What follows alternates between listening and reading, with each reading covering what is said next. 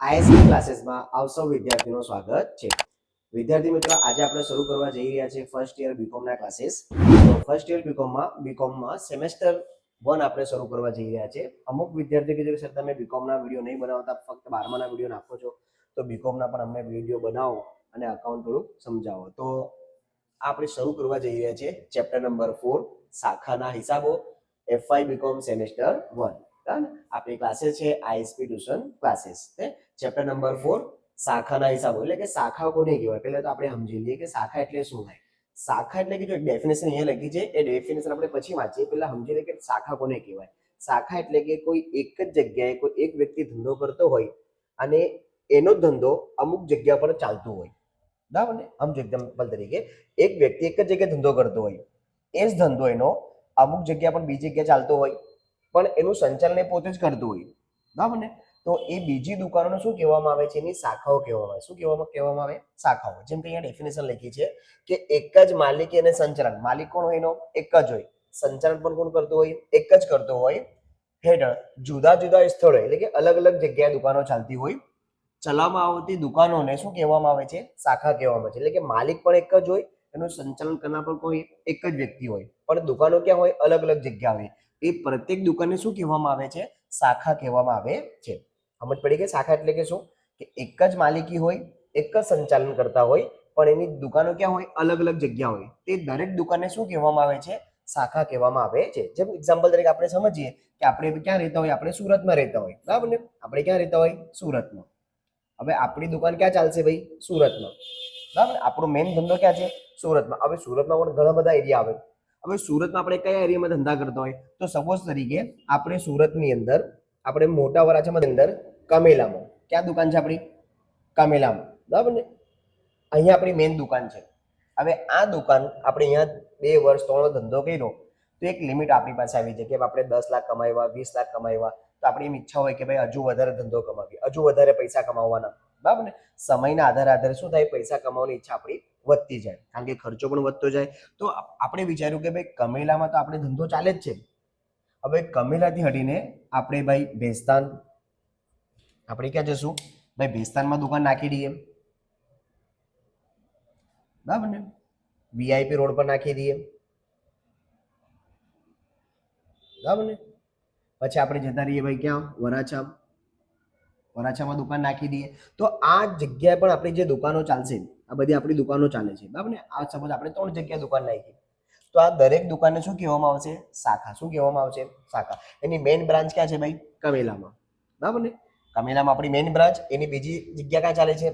દુકાન ભેસ્તાનમાં. બીજી ક્યાં ચાલે છે? વીઆઈપી રોડ પર. ત્રીજી ક્યાં ચાલે છે ભાઈ? વરાછામાં. એ આ દરેક વસ્તુનું શું કહેવામાં આવે છે? શાખા કહેવામાં. શું કહેવામાં આવશે? શાખા. હવે આ જે મેઇન દુકાન છે, અહીંયાથી બધાને માલ પૂરો કરવામાં આવશે. ભાઈ વરાછામાં માલ જોઈતું હોય તો વરાછામાં માલ મોકલશે. ભેસ્તાનમાં માલ જોઈતું હોય તો માલ ક્યાં મોકલવામાં આવશે? ભેસ્તાન. વીઆઈપી રોડમાં દુકાન, ત્યાં માલ કોણ મોકલશે? કમેલાથી બધી જગ્યા પર માલ જશે. તો એને કહેવાય શાખાએ મોકલેલ માલ. શું કહેવાય? શાખા ને મોકલેલ માલ. આ શાખા છે. તો મુખ્ય ઓફિસ છે. આને શું કહેવાય? મુખ્ય ઓફિસ. ના શું છે આપણી? શાખા. તો મુખ્ય ઓફિસ કોને માલ મોકલશે? શાખાને. તો એને કહેવાય મુખ્ય ઓફિસે શાખાને મોકલેલ માલ. મુખ્ય ઓફિસે શાખાને મોકલેલ માલ. મુખ્ય ઓફિસે શાખાને મોકલેલ માલ. હે ને? તો મુખ્ય ઓફિસ શાખાઓને માલ પૂરું પાડે છે. બરાબર ને? હવે આ શું કરશે? આ બધી શાખાઓ માલનું શું કરશે? વેચાણ કરશે. અને વેચાણ કર્યા પછી જેટલું પણ માલનું વેચાણ કરશે, તો વેચાણ કરવા અલગ અલગ રોકડમાં વેચાણ કરી શકે, ઉધારમાં વેચાણ કરી શકે. જે પણ પ્રમાણે માલનું વેચાણ કરે એનો જે પણ હિસાબ આવશે, એ હિસાબ કોને મોકલશે? મુખ્ય ઓફિસને. આ બધા કોને મોકલશે? મુખ્ય ઓફિસને. બરાબર ને? રોકડનું વેચાણ કરશે તો અહીંયા પૈસા આવી જશે. ઉધારમાં કરશે તો દેવાદાર પાસેથી પૈસા કેટલા ઉઘરાણી કરવાના, એ બધી નોટિફિકેશન કોને આપવાની? આપણે મુખ્ય ઓફિસ આપવાની. તો આ બધાનું સંચાલન કોણ કરે છે? મુખ્ય ઓફિસ દ્વારા કરવામાં આવે છે. બરાબર? અલગથી ભાઈ આપણે એકાઉન્ટન્ટ કે સીએ રાખતા નથી. આ બધાનો હિસાબ કિતાબ કોણ રાખે છે? મુખ્ય ઓફિસ. કોણ રાખે છે? મુખ્ય ઓફિસ. તે એક પોતાનું આપણા ખાતા બનાવે. તો મુખ્ય ઓફિસ દ્વારા જ્યારે શાખાને માલ મોકલવામાં આવે તો અમુક પ્રકારના ખાતાઓ તૈયાર કરવામાં આવે છે. તે કયા કયા ખાતા બની શકે? એક્ઝામમાં ઓલમોસ્ટ આ ખાતા બનાવવામાં છે. અહીંયા લખ્યા છે કે કયા કયા ખાતા બનાવવામાં આવે છે. પહેલું છે શાખાના દેવાદારનું ખાતું. પહેલું ખાતું કઈ બનાવવાનું? શાખાના દેવાદારનું ખાતું. બીજું છે પેટા રોકડ ખાતું. પછી આપણે બનાવવાના શાખાનું ખાતું. પછી શાખાના વેપાર ખાતું. પછી શાખાના નફા નુકસાનનું ખાતું. અમુક પ્રશ્નમાં તમારે સ્ટોક ખાતું પણ બનાવવાનું. સ્ટોક ખાતું ક્યારે બનાવવાનું? જ્યારે તમને સ્ટોકની શરૂઆતની બાકી અથવા છેવટની બાકી આપેલી ના હોય ત્યારે આપણે સ્ટોક ખાતું પણ બનાવવાનું. એ ઓપ્શનલ હોય, બરાબર ને? જ્યારે તમને સ્ટોક શોધવાનું હોય તો આપણે પછી એક ખાતું કયું બનાવવું પડશે? સ્ટોક ખાતું. પણ આ ક્યારે બનાવવાનું? જ્યારે તમને શરૂઆતની સ્ટોક અથવા આખરનો સ્ટોક આપેલ ના હોય ત્યારે. આ ખાતા તમારે બધા જ પ્રશ્નમાં કમ્પલસરી બનાવવાના. દેવાદાર, પેટા રોકડ, શાખાનું ખાતું, વેપાર ખાતું અને નફા નુકસાન ખાતું. ને અમુક પ્રશ્નમાં તમને લેણી હુંડીનું ખાતું પણ બનાવવામાં આવશે. અમુક પ્રશ્નમાં કયું ખાતું બનાવવામાં આવશે? લેણી હુંડીનું ખાતું. બરાબર ને? આ ખાતું પણ બનાવવામાં આવે. ક્યારે? જ્યારે તમને લેણી હુંડીની શરૂઆતની બાકી અથવા છેવટની બાકીમાંથી કોઈ એકની શું આપેલું હોય? તમને પ્રશ્ન આપેલો કે શરૂઆતની બાકી પણ નહીં આપેલી અથવા લેણી હુંડી ખાતું તમને પ્રશ્નમાં નામ આપ્યું કે આ લેણી હુંડી શરૂઆતની બાકી અથવા છેવટની બાકી, તો આપણે કમ્પલસરી લેણી હુંડી ખાતું બનાવવું પડશે. પણ આ જે ખાતા લખ્યા છે 5 ખાતા, એ દરેક પ્રશ્નમાં કમ્પલસરી બનાવવાના. તો દેવાદાર ખાતામાં કઈ એન્ટ્રી આવે? પેટા રોકડમાં કઈ એન્ટ્રી આવે? શાખામાં કઈ એન્ટ્રી લખવાની? વેપાર ખાતામાં કઈ? નફા નુકસાન ખાતામાં કઈ? તો આપણે 1 બાય 1 કરીને બધા ખાતા બનાવીશું, બરાબર ને? તો આટલું જે લખ્યું છે તમે વ્યવસ્થિત લખી લેજો. પછી આપણે સ્ટાર્ટ કરીએ. ખાતા દેવાદારમાં કઈ નોંધ લખાશે? પેટા રોકડમાં કઈ નોંધ લખાય? શાખામાં કઈ નોંધ લખાય? વેપાર ખાતામાં કયું? નફા નુકસાન ખાતામાં કયું? તો વ્યવસ્થિત બધા ખાતા આપણે એક એક કરીને સમજીએ, બરાબર ને? વિદ્યાર્થી મિત્રો આપણે શરૂ કરીએ. હવે દરેક ખાતામાં કઈ કઈ એન્ટ્રી તમને યાદ રાખવાની છે, બરાબર ને? એમ તો ઘણી બધી એન્ટ્રી આવે શાખા ખાતામાં, પણ દેવાદાર ખાતામાં, પેટા રોકડમાં, શાખા ખાતામાં, વેપાર ખાતામાં અને નફા નુકસાન ખાતામાં મુખ્ય કઈ કઈ એન્ટ્રી હોય તે તમને એકદમ પરફેક્ટ યાદ રાખવાની, બરાબર ને? ચલો દેવાદાર ખાતા આપણે શરૂઆત કરીએ દેવાદાર ખાતાથી કે કઈ કઈ એન્ટ્રી આપણે આમાં લખવાની. તો દેવાદાર ખાતાની ઉધાર બાકીમાં આપણે લખવાનું કે બાકી આગળ લાવ્યા. દેવાદાર આપણી શું ગણાય? મિલકત. તો મિલકતની કઈ બાકી? હંમેશા ઉધાર બાકી હોય. એ લખવાનું બાકી આગળ લાવ્યા, બરાબર ને? દેવાદાર આપણી શું ગણાય? મિલકત હોય. ત્યાં શું લખવાનું? બાકી આગળ લાવ્યા. અને મિલકતની છેવટની બાકી આ બાજુ લખવાની, એની હોય જમા બાકી. તો બાકી આગળ લઈ ગયા. આ પહેલા એન્ટ્રી કરી દેવાની આપણી, બરાબર ને? હવે બીજી કઈ નોંધ લખવાની? તો દેવાદાર ખાતાની જમા બાજુ પર ફિક્સ હોય કે અહીંયા શું આવે? રોકડ આવે, બરાબર ને? દેવાદારે રોકડ ચૂકવેલ. દેવાદાર શાખાને બારોબાર રોકડ ચૂકવી આપશે અથવા દેવાદાર પાસેથી ઉઘરાણી મળશે તમને. એકા લખવાની દેવાદાર ખાતાની જમા બાજુ પર. તો એક નોંધ અહીંયા આવશે, બરાબર ને? તો હવે બીજી નોંધ ક્યાં આવશે? દરેક પ્રશ્નની કેટલી નોંધ આપણે યાદ રાખવાની? 2 નોંધ. તો જો તમને બબ્બે એન્ટ્રી સાથે કરાવો તો તમને યાદ નહીં વ્યવસ્થિત. તો દેવાદાર ખાતાની જમા બાજુ શું લખાય? રોકડ. તો એ બીજી રોકડ ક્યાં આવશે? શાખા ખાતાની જમા બાજુ પર. જ્યારે આપણે શાખા ખાતું બનાવશું ને ત્યારે ધ્યાન રાખવાનું, આમાં ક્યાં પડશે? જમા. તો બીજી એન્ટ્રી ક્યાં આવશે? શાખા ખાતામાં જમા. બીજું દેવાદાર ખાતાની જમા બાજુ પર આવે વટાવ. તો વટાવાળો આપણા માટે શું ગણાય? નુકસાન. દેવાદાર માટે શું ગણાય? નફો. તો દેવાદાર ખાતામાં ક્યાં લખાય? જમા બાકીમાં. તો વટાવ આપણા માટે શું હોય? નુકસાન. તો નુકસાન ક્યાં લખાય? ખોટ આપણે નફા નુકસાન ખાતાની ઉધાર બાજુ પર. અહીંયા આપણે લખવાનું વટાવ. પછી આપણે શીખેલા કસર, એ પણ આપણા માટે શું હોય? ખોટ હોય. તો દેવાદાર ખાતામાં દેવાદાર માટે શું હોય? નફો. અને કંપની માટે શું હોય? ખોટ. તો બીજી નોંધ ક્યાં આવશે? એની નફા નુકસાન ખાતે ઉધાર. બીજું આપણે નામ શીખેલા કે ઘાલખાત. એ દેવાદાર માટે શું હોય? નફો હોય. કંપની માટે શું હોય? ખોટ હોય. તો બીજી નોંધ ક્યાં આવશે? નફા નુકસાન ખાતાની ઉધાર બાજુ, બરાબર ને? તો જો રોકડ, વટાવ, કસર, ગાલખાત, આ તો દરેક પ્રશ્નમાં તમારી નોંધ આવવાની જ છે. જેટલા પણ આપણે પ્રશ્ન કરીશું ને તો આ 4 એન્ટ્રી આવશે, બરાબર ને? બીજી એન્ટ્રી આપણે લખવાની ઉધાર બાકીમાં ઉધાર વેચાણ. શું લખવાનું અહીંયા? ઉધાર વેચાણ. એ દરેક પ્રશ્નમાં આપશે નહીં તમને. અમુક પ્રશ્ન આપણે શોધવી પડશે. એટલે અહીંયા ક્વેશ્ચન માર્ક છે, બરાબર ને? તે આપણે શોધવી પણ શકીએ. તો અહીંયા આવશે ઉધાર વેચાણ. તો વેચાણ કયા ખાતામાં લખાય? આપણે વેપાર ખાતાની જમા બાજુ વડે લખતા હતા વેચાણ. તો વેચાણના કેટલા પ્રકાર આવશે? 2. રોકડ વેચાણ અને ઉધાર વેચાણ. તો આપણે લખવાની અહીંયા ઉધાર વેચાણ. હવે આપણે સપોઝ કોઈને માલ વેચ્યો આપણે, તો દેવાદાર પાસેથી પૈસા ઉઘરાવવાના. તો બની શકે કે આપણે જે માલ વેચ્યું હોય એ વેચેલો માલ શું આવે છે આપણી પાસે? પરત આવે. એનું શું કહેવાય? વેચાણ પરત. શું કહેવાય? વેચાણ પરત. તો આપણે ઉધારમાં વેચીએ તો આ બાજુ પર, અને વેચેલ માલ પરત આવે તો ક્યાં લખવાનું? દેવાદાર ખાતાની જમા બાજુ પર. તો અહીંયા એક એન્ટ્રી આવશે માલ પરત. શું આવશે અહીંયા? માલ પરત, બરાબર? આ માલ પરત કયું હોય? વેચાણ પરત. એ વેચાણમાં શું કરી દેવાનું? આપણે માઇનસ. જ્યારે આપણે વેપાર ખાતું બનાવશું એમાં માઇનસ કરીશું, બરાબર ને? બીજું અહીંયા આવી શકે ના મંજૂર વટાવ. ના મંજૂર વટાવ. આપણે વટાવ આપીએ તો દેવાદારને શું થાય? નફો. ને આપણને શું થાય? ખોટ. તો નફા નુકસાન ખાતે ઉધાર.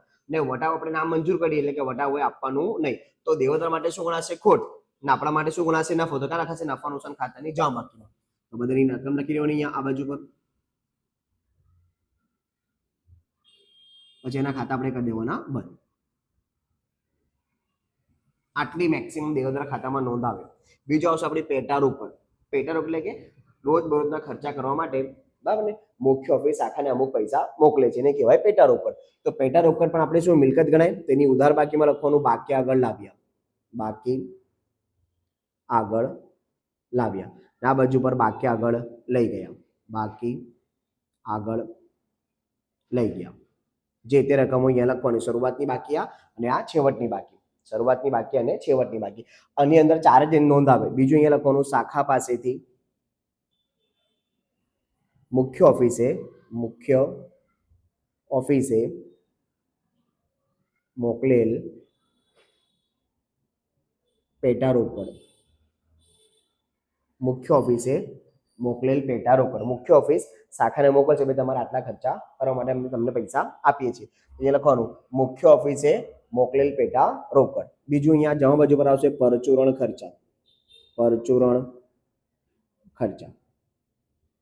બની શકે તમને એક્ઝામમાં આ 3ના આન્સર આપેલા હોય તો આ છેવટની બાકી શોધવાની.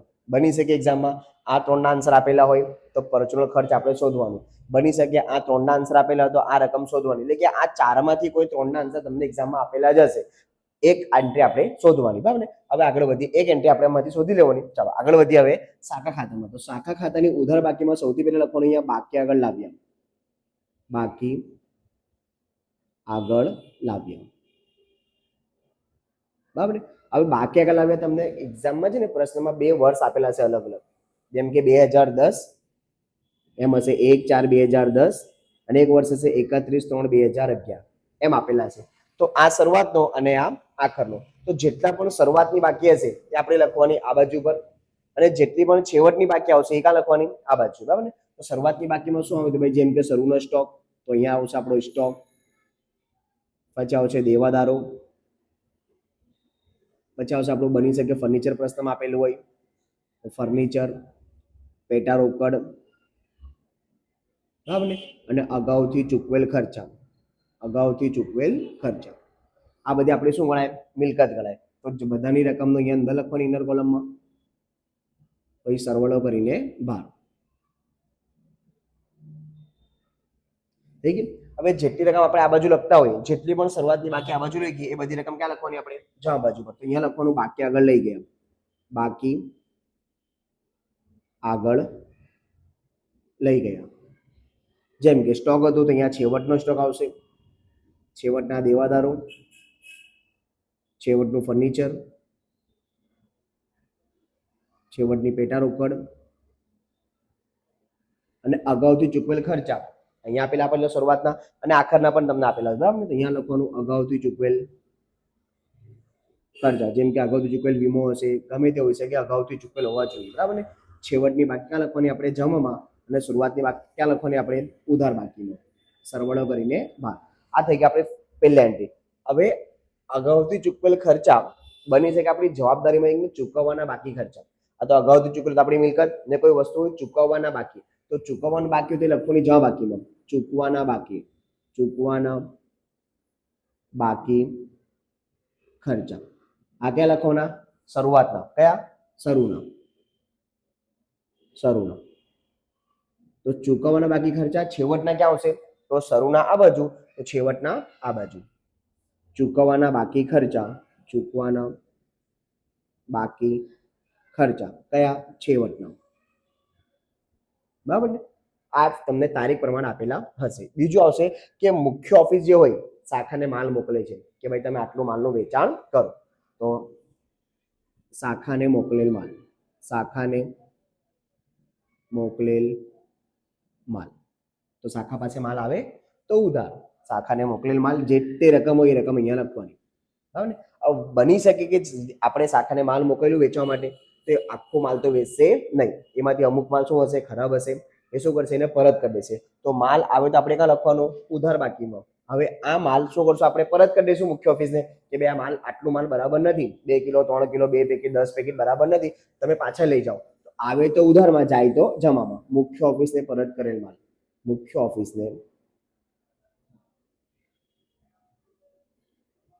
પરત કરેલ માલ, પરત કરેલ માલ એ આ બાજુ લખવાનું. આટલી એની થઈ ગઈ.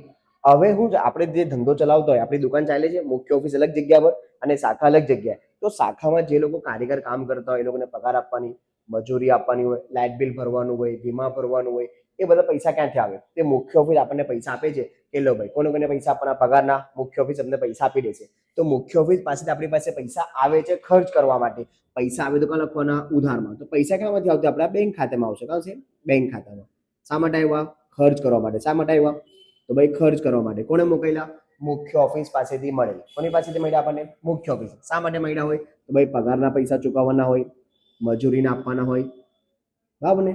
રેલવેનું બની શકે, ભાડું હોય, વીમો હોય, બરાબર ને? ગમે તે હોય, જેટલા પણ ખર્ચા હોય એ બધા શાખા ખાતાને ક્યાં લખવાનું? ઉધાર બાકીમાં. જેટલા પણ ખર્ચા તમને આપેલા હોય એ બધા ક્યાં લખવાના? ઉધાર બાકીમાં. સમજ પડી? જે આપણી શાખા ચાલે છે એમાં ખર્ચો તો બનશે ને ભાઈ. પગાર આપવાની હોય, મજૂરી આપવાની હોય, ભાડું આપવાનું હોય, લાઇટ બિલ ભરવાનું હોય, રેલવેનું હોય. આ બધા ખર્ચા કરવા માટે કોણ પૈસા આપે? આપણને મુખ્ય ઓફિસ દ્વારા પૈસા આપવામાં આવે છે. તો આપણી પાસે પૈસા આવશે તો શાખામાં પૈસા આવ્યા તો ઉધાર બાકીમાં. બની ગયું? હવે શું? આપણે માલનું વેચાણ કર્યું, બરાબર? જેમ આપણી પાસે માલ આવ્યું આપણે માલનું વેચાણ તો કરશું ને. તો માલના વેચાણ કરવા માટે આપણે પૈસા કોને મોકલશું? શાખાને મોકલવા પડશે ને. તો જવાબ બાજુ પર રોકડ વેચાણ. જેમ આપણી પાસે શાખા પૈસા મોકલે છે ખર્ચ કરવા માટે, તો આપણી પાસે પૈસા આવે તો કાં લખવાનું? ઉધારમાં. હવે માલનું આપણે શું કર્યું હશે? વેચાણ કર્યું હશે હે ને ભાઈ. માલ મોકલ્યું તો માલના પાછળ આપણે પગાર આપી, મજૂરી આપી. હવે માલ વેચાઈ ગયું તો માલ વેચાઈ જાય તો પૈસા આપણે કોને મોકલવાના? મુખ્ય ઓફિસને. તો આપણી પાસેથી પૈસા જાય, શાખામાંથી પૈસા જવાના, તો જાય તો જમા. રોકડ ખાતાને કઈ બાજુ લખવાનું? જમા બાકીમાં. તો અહીંયા લખશું આપણે રોકડ વેચાણ. આ થઈ ગયું રોકડ વેચાણ. હવે આપણે પાછું દેવાદાર પાસેથી આપણે પૈસા ઉઘરાવવાના કે ભાઈ તમે ઉધારમાં કોઈને માલ વેચો, અમુક પૈસા એને આપ્યા હોય ને અમુક પૈસા બાકી રાખ્યા હોય, તો જેટલા પણ આપણે એની પાસેથી પૈસા મળ્યા તો દેવાદાર ખાતામાં જમા. એ બીજી એન્ટ્રી શાખા ખાતાની જમા બાજુ પર. મુખ્ય ઓફિસને આપણે પૈસા મોકલવાના તો દેવાદાર પાસેથી મળે. કોની પાસેથી? અહીંયા લખવાનું દેવાદારો પાસેથી મળેલ. જે તે પૈસા અહીંયા લખી દેવાના, દેવાદાર પાસેથી મળે. આવી થઈ ગઈ. બની શકે કે ગયા વર્ષમાં આપણે પૈસા ડૂબી ગયા હોય, બરાબર? ગયા વર્ષમાં પૈસા ડૂબી ગયા હોય, એ ડૂબેલા પૈસા આપણને પરત મળે. એને શું કહેવાય? ઘાલખાદ પરત. એ પણ ક્યાં લખાશે? શાખા ખાતાની જમા બાજુ પર. ઘાલખાદ પરત. ઘાલખાદ પરત. જે તે રકમ હોય એ. ઘાલખાદ પરત દેવાદાર ખાતામાં લખાય નહીં. ઘાલખાદ પરતના પૈસા જે પણ આપ્યા હોય એ આપણે કોને મોકલી દેવાના? મુખ્ય ઓફિસને. એટલે કે શાખામાંથી પૈસા જાય તો શાખા ખાતાની જમા. અને કંપનીને શું થાય? નફો થાય. તો નફો ક્યાં લખાય? નફા નુકસાન ખાતાની જમા બાજુ. આપણે જ્યારે નફા નુકસાન બનાવશું એમાં એન્ટ્રી આપણે કરીશું. થઈ ગઈ એન્ટ્રી આપ, બરાબર ને? હવે બની શકે કે આપણો જે ધંધો ચાલતો હોય એમાં આગ લાગી જાય, કોઈ પણ કારણસર ધંધામાંથી માલ જતો રહે, બરાબર ને? ધંધામાંથી માલ જતો રહે, આગથી બળી ગયેલ, ચોરી થઈ ગયું, દાનના ગમે તે કારણે માલ જાય, બરાબર ને? હવે સપોઝ આપણે આગ લાગી ગઈ, એક્ઝામ્પલ તરીકે આપણે એમની આગ લાગી ગઈ, તો આગ લાગવાથી માલ બળી ગયો અને એના પૈસા કોણ આપે છે આપણને? વીમો. આપણે શું લીધો હોય? એનો વીમો. તો પૈસા કોણ આપશે? વીમા કંપની આપશે. તો જેટલા પણ વીમા, એમ સમજો કે 100% વીમા આપણે સ્વીકાર થઈ ગયો, તો પૈસા કોણ આપશે આપણે? વીમા કંપની. એ લખવાનું વીમા કંપની. વીમા કંપની. ને જો એ પૂરા પૈસા નહીં આપે, 80% આપે, 70% આપે, તેના 70% કાઢીને મૂકી દેવાના અહીંયા. 70% કાઢીને મૂકી. કેટલા પૈસા આપે? 70%. એટલે બાકી 30% આપણે શું થઈ ગયું? નુકસાન. તો નુકસાન ક્યાં લખાય? નફા નુકસાન ખાતાની ઉધાર બાકી. પછી આપણે એનો કરવાનો સરવાળો. આ બાજુ રકમ, આ બાજુ રકમ, ઉપરની બધી રકમ શું કરવાની? આપણે માઇનસ. માઇનસ કરશું તો અહીંયા એક એન્ટ્રી આવશે. જે પણ રકમ આવશે એને કહેવાય સામાન્ય નફો. શું કહેવાય? સામાન્ય નફો. આ બની ગયું આપણું શાખા ખાતું. અને એક્ઝામ્પલ તરીકે આટલી એન્ટ્રી આપણે લઈ લીધી. બની શકે વધારે પણ એન્ટ્રી આવે ને, ખર્ચ હોય, અમુક ગાલખાદ હોય, વટાવ હોય, દેવાદાર પાસે એક વખત પૈસા નહીં મળે, 2 વખત પૈસા મળી જાય, બારોબાર રોકડ ચૂકવે, તો એમ એન્ટ્રી આવ્યા કરશે એમાં, બરાબર ને? ચલો હવે આપણે શાખા ખાતામાં. તો શાખા ખાતું આપણે ઓલરેડી 12માં ભણી ગયા છે કે શાખા ખાતામાં કઈ કઈ એન્ટ્રી આવે છે. શરૂઆતની ઉધાર બાકીમાં શરૂઆતનો સ્ટોક, જમા બાજુ પર આખરનો સ્ટોક, આ બાજુ પર ખરીદી, પેલી બાજુ પર વેચાણ, એ જ બધી આપણે એન્ટ્રી કરવાની. તો અહીંયા લખવાનું શરૂનો સ્ટોક. શરૂનો સ્ટોક જે તે રકમ હોય. એના નીચે લખવાની આપણે ખરીદી, જે તે રકમ હોય. એના નીચે લખવાનું માઇનસ પરત. હવે આ ખરીદી કઈ હોય અને આ પરત કઈ હોય? એકદમ વ્યવસ્થિત યાદ રાખજો. આ જે ખરીદી છે આ આને કહેવાય શાખાને મોકલેલ માલ જે હતું મુખ્ય ઓફિસ દ્વારા શાખાને જે માલ મોકલવામાં આવે છે એનું શું કહેવાય? ખરીદી. શું કહેવાય? ખરીદી. મુખ્ય ઓફિસ દ્વારા શાખાને જે માલ પૂરો કરવામાં આવે છે અને શું કહેવાય? ખરીદી. હવે શાખા શું કરે છે? મુખ્ય ઓફિસને અમુક માલ ખરાબ હોવાના કારણે શું કરે? પરત કરી આપે છે. તો અહીંયા આપણે લખેલું મુખ્ય ઓફિસને પરત કરેલ માલ. તો એને કહેવાય ખરીદ પરત. શું કહેવાય એને? ખરીદ પરત. એટલે કે જે તે રકમ અહીંયા હોય એ રકમ આપણે આ બાજુ લખવાની, અને જે રકમ આપણે મુખ્ય ઓફિસને પરત કરી હોય અહીંયા શું કરી દેવાની? આપણે માઇનસ કરી દેવાની. બરાબર ને? ચલો એના પછી આપણે એના નીચે આપણે શીખેલા ભાઈ 12માં કહેવાય મજૂરી આવી શકે. શું આવી શકે અહીંયા? મજૂરી. બરાબર ને? રેલવે નૂર હોય, આવક માલ ગાડા ભાડું. બરાબર, આપણે એન્ટ્રી શીખી ગયા હતા. આ મજૂરી કરીને આવક માલ ગાડા ભાડું, મજૂરી, જકાત, ડેમેજ, ઓક્ટ્રોય એ બધું કા લખાય? વ્યાપાર ખાતાની ઉધાર બાજુ. હવે જવામાં શું લખાય? તો આ બાજુ લખતા હતા આપણે આખરનો સ્ટોક. આખરનો સ્ટોક જે તે રકમ હોય. પછી આપણે હેડિંગ આપવાની વેચાણની, અને વેચાણના બે કન્ડિશન હોય. તમે રોકડ પણ વેચાણ કર્યું હોય અને ઉધારમાં પણ કર્યું હોય. તો રોકડ વેચાણ અને ઉધાર વેચાણ એ લખવાનું. રોકડ અને ઉધાર જે તે રકમ હોય આ બાજુ, પછી સરવાળો કરીને નીચે, અને કહેવાય કુલ વેચાણ. શું કહેવાય એને? કુલ વેચાણ. કુલ વેચાણ એમાંથી આપણે કરવાનું માઇનસ પરત, પછી રકમ લખવાની બહાર. આ પ્રમાણે વેચાણનું કોલમ બનાવવાનું. સૌથી પહેલા શું લખવાની? રોકડ, પછી ઉધાર, પછી શું મળશે આપણને? કુલ વેચાણ મળશે. હવે કુલમાંથી જે તે દેવાદાર જેને આપણે માલ વેચ્યું એને શું કહેવાય? દેવાદાર કહેવાય. તો દેવાદાર દ્વારા જે પણ માલ પરત કરવામાં આવે છે અહીંયા શું કરવાનું? આપણે માઇનસ. ને આની બીજી એન્ટ્રી આપણે ક્યાં લખેલી? અહીંયા લખેલી માલ પરત. તો અહીંયાથી માઇનસ એક એન્ટ્રી આ બાજુ ને એક એન્ટ્રી આપણી આ બાજુ. માઇનસ કરીને ક્યાં જવાનું? આપણે બહાર જવાનું. પછી આનું પણ આપણે ખાતું બંધ કરીએ, લખી લઈએ. આનું પણ આપણે શું કરીએ? ખાતું બંધ કરીએ. તો અહીંયા તમને જવાબ મળશે. આ જવાબને કહેવાય કાચો નફો. શું કહેવાય? કાચો નફો. બરાબર ને? આમાં કા પડે? ઉધાર. તો નફા નુકસાનમાં ક્યાં જાય? જમા બાજુ પર. તો જમા બાજુ આપણે લખવાનું કાચો નફો. કાચો નફો જે તે રકમ હોય આ બાજુ પર. હવે અહીંયા કઈ કઈ એન્ટ્રી રાખવાની? જો આપણે જેટલા પણ ખર્ચા આ બાજુ લખ્યા હોય, જેટલા પણ આપણે ખર્ચા કર્યા હોય એ બધાની એન્ટ્રી આપણે ક્યાં કરવાની? જે વ્યાપાર ખાતામાં ખર્ચ જતું હોય એ વ્યાપાર ખાતામાં લખવાનું. જે ખર્ચ નફા નુકસાન હોય લખવાનું? આપણે નફા નુકસાન ખાતામાં લખવાનું. જેમ કહેવાય પગાર, તો પગાર ક્યાં આવે? આપણી નફા નુકસાન ખાતાની ઉધાર. તો પગાર જે તે રકમ હોય. પછી આપણી પાસે બધું મજૂરી, એ ક્યાં આવે? આપણી વ્યાપાર ખાતામાં. પછી તો રેલવે નૂર, એ ક્યાં આવે? વ્યાપાર ખાતામાં. પછી શું હતું? આપણે ભાડું, એ ક્યાં લખાય? નફા નુકસાન ખાતે ઉધાર લખવાનું આપણે ભાડું. પછી તમને આપેલું છે વીમો, એ પણ ક્યાં લખાય? નફા નુકસાન ખાતે ઉધાર વીમો. તો જે જેટલા પણ અહીંયા ખર્ચા લખ્યા હોય બધાની કેટલી એન્ટ્રી કરવાની? બે એન્ટ્રી. તો જે ખર્ચ વ્યાપાર ખાતામાં આવતું હોય એ વ્યાપાર ખાતામાં, જે ખર્ચ નફા નુકસાનમાં આવતો હોય એ નફા નુકસાન ખાતા પ્રમાણે આપણે અલગ અલગ એન્ટ્રી કરવાની. બરાબર. બીજું આપણે અહીંયા લખેલું વટાવ, કસર અને ઘાલખાત, એ પણ ધંધા માટે શું હોય? ખોટ હોય. એ પણ ક્યાં લખાય? નફા નુકસાન ખાતે ઉધાર. જેમ કે વટાવ, કસર અને ઘાલખાત એ ધંધા માટે શું હોય? આપણી ખોટ ગણાય. તો નફા નુકસાન ખાતે ઉધાર થઈ ગઈ એન્ટ્રી.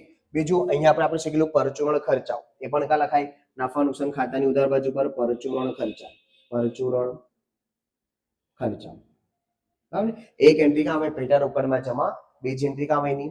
નફા નુકસાન ખાતે ઉધાર. બરાબર. આ બધા ખર્ચા લખાઈ ગયા. આ બધા ખર્ચાની નોંધ થઈ ગઈ. બીજું અહીંયા લખ્યું છે આપણે માલ પરત, એ ક્યાં લખાય? આ બાજુ પર. અહીંયા લખ્યું આપણે ઉધાર વેચાણ, એ ક્યાં લખાય? આ બાજુ. પછી લખ્યું છે ના મંજૂર વટાવ. વટાવ કંપની ના મંજૂર કરે તો દેવાદાર માટે શું ગણાય? ખોટ.